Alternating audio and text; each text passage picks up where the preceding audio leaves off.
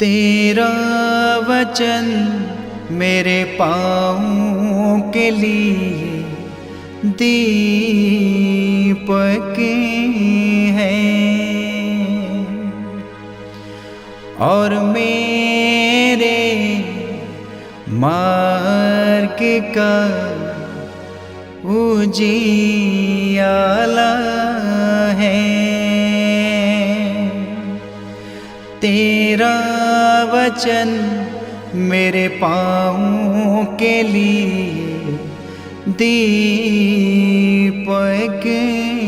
है। प्रकाशना ग्रंथ अध्याय 20 पद संख्या 1 से 4, 11 से अध्याय 21 पद संख्या 2 तक। इसके बाद मैंने एक स्वर्गदूत को स्वर्ग से उतरते देखा। उसके हाथ में आघात गर्त की चाबी और एक बड़ी जंजीर थी। उसने पंखदार सर्प को, उस पुराने सांप अर्थात इबलीस या शैतान को पकड़कर 1000 वर्ष के लिए बांधा और आघात गर्त में डाल दिया। उसने आघात गर्त बंद कर उस पर मोहर लगाई, जिससे वह सर्प 1000 वर्ष पूरे हो जाने तक राष्ट्रों को नहीं बहकाए। इसके बाद उसे थोड़े समय के लिए छोड़ दिया जाना आवश्यक है।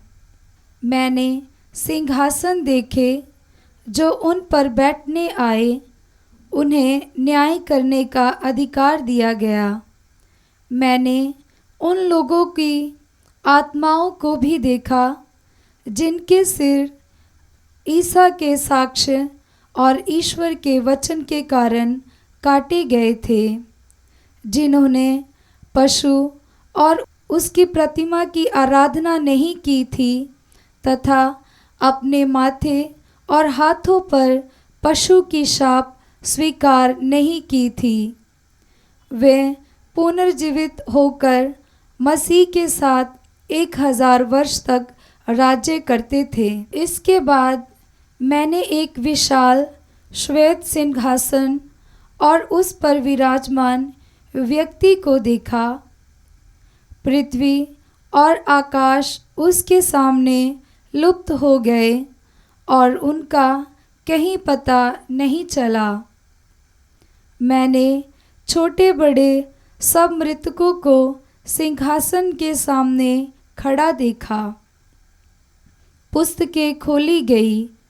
तब एक अन्य पुस्तक अर्थात जीवन ग्रंथ खोला गया। पुस्तकों में लिखी हुई बातों के आधार पर मृतकों का उनके कर्मों के अनुसार न्याय किया गया। समुद्र ने अपने मृतकों को प्रस्तुत किया। तब मृत्यु तथा अधोलोक ने अपने मृतकों को प्रस्तुत किया। हर एक का उसके कर्मों के अनुसार न्याय किया गया। इसके बाद मृत्यु और अधोलोक दोनों को अग्निकुंड में डाल दिया गया। ये अग्निकुंड दैत्य मृत्यु है, जिसका नाम जीवन ग्रंथ में लिखा हुआ नहीं मिला। वह अग्निकुंड में डाल दिया गया। तब मैंने एक नया आकाश और एक नई पृथ्वी देखी। पुराना आकाश तथा पुरानी पृथ्वी दोनों लुप्त हो गए थे और समुद्र भी नहीं रह गया था। मैंने पवित्र नगर नवीन यरूशलेम को ईश्वर के यहाँ से आकाश में उतरते देखा। वह अपने दूल्हे के लिए सजाई हुई दुल्हन की तरह अलंकृत था। ये प्रभु की वाणी है। ईश्वर को धन्यवाद। भजन अनुवाक्य। ईश्वर अपने मनुष्यों के बीच निवास करेगा। ईश्वर अपने मनुष्यों के बीच निवास करेगा। प्रभु का प्रांगण देखने के लिए मेरी आत्मा तरसती रहती है।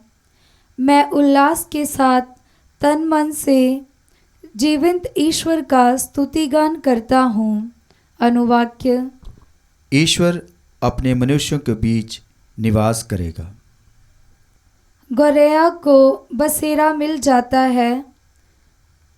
अबाबील को अपने बच्चों के लिए घोंसला। विश्वमंडल के प्रभु, मेरे राजा, मेरे ईश्वर, मुझे तेरी वेदियाँ प्रिय हैं। अनुवाक्य। ईश्वर अपने मनुष्यों के बीच निवास करेगा। तेरे मंदिर में रहने वाले धन्य हैं, वे निरंतर तेरा स्तुतिगान करते हैं। धन्य हैं वे जो तुझसे बल पाते हैं और चलते चलते उनका उत्साह बढ़ता है। अनुवाक्य। ईश्वर अपने मनुष्यों के बीच निवास करेगा। जय घोष। हालेलुया। अनुवाक्य।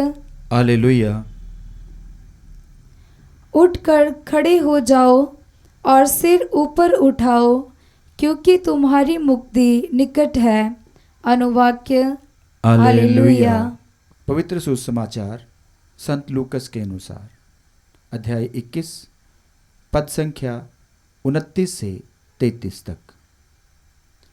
ईसा ने उन्हें यह दृष्टांत सुनाया, अंजीर और दूसरे पेड़ों को देखो, जब उनमें अंकुर फूटने लगते हैं तो तुम सहज ही जान जाते हो गर्मी आ रही है।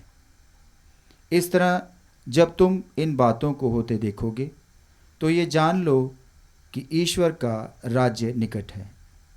मैं तुमसे ये कहता हूँ, इस पीढ़ी के अंत हो जाने से पूर्व ये सब बातें घटित हो जाएंगी। आकाश और पृथ्वी टल जाएं, परंतु मेरे शब्द नहीं टल सकते।